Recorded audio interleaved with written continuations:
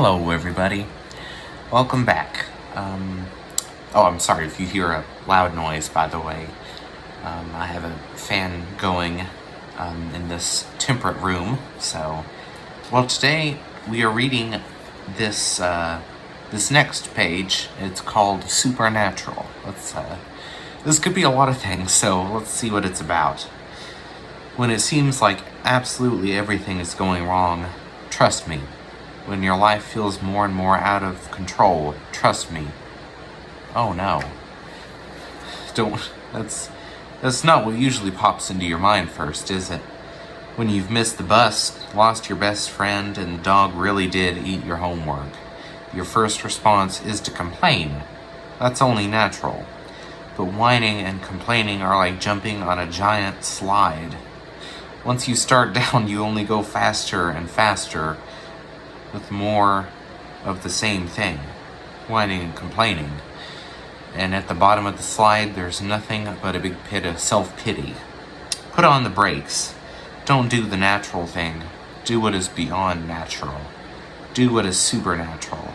Trusting and being thankful in the middle of a really bad day are supernatural responses, and they unlock my supernatural power in your life.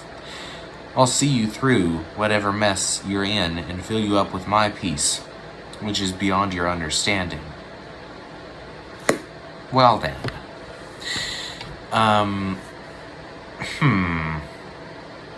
So, as expected, this entry really used the word supernatural like many times, emphatically. It's I don't know, it's kind of like in the actual Bible where they have, where they have like how many times it said the word so and so.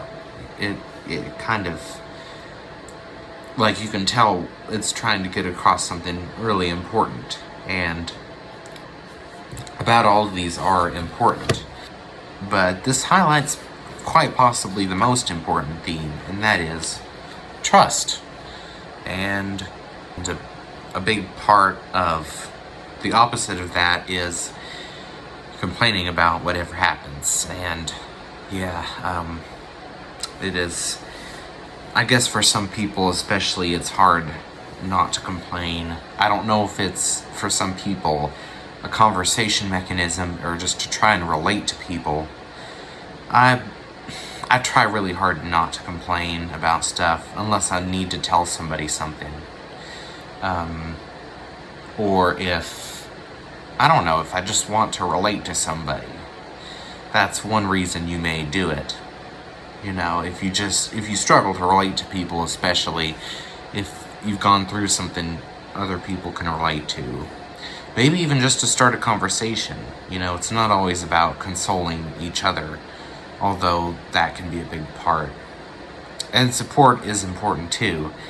And being able to support somebody else, or at least be empathetic, is supernatural in its own way. And there are a lot of things which I guess you could consider that, which I suppose would be like a sort of synonym for godly in this context, at least. I was expecting to hear about like ghosts or tarot cards or something. This was not what I was expecting. But really, when you think about it, complaining about stuff doesn't really help anybody unless you just need to get a message across, and you could even be making other people feel bad without even knowing it. And although it is important to take the book's advice and engage in a godly way of life, we have our own human nature to tend to as well, because ignoring that could cause some real problems. So, what it's trying to say is, even if everything's not in control, it's okay. It's tough to say with phrases like, life gets better, stuff like that, because it's just not certain, Sometimes, I'm sure maybe people can tell themselves things like everything's going to be okay when they know it's not, but there's kind of a, healthy boundary with that, which is hard to reach, honestly. But I suppose that's the point of the message, is that trust is a truly godly thing to have, and it's not easy always either.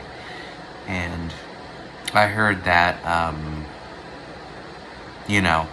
guess if things were easy, we wouldn't really need much of God to confide in. If we were perfect, we wouldn't need Jesus either, so. But thanks for listening, guys. I'll see you tomorrow and the day after. Bye-bye.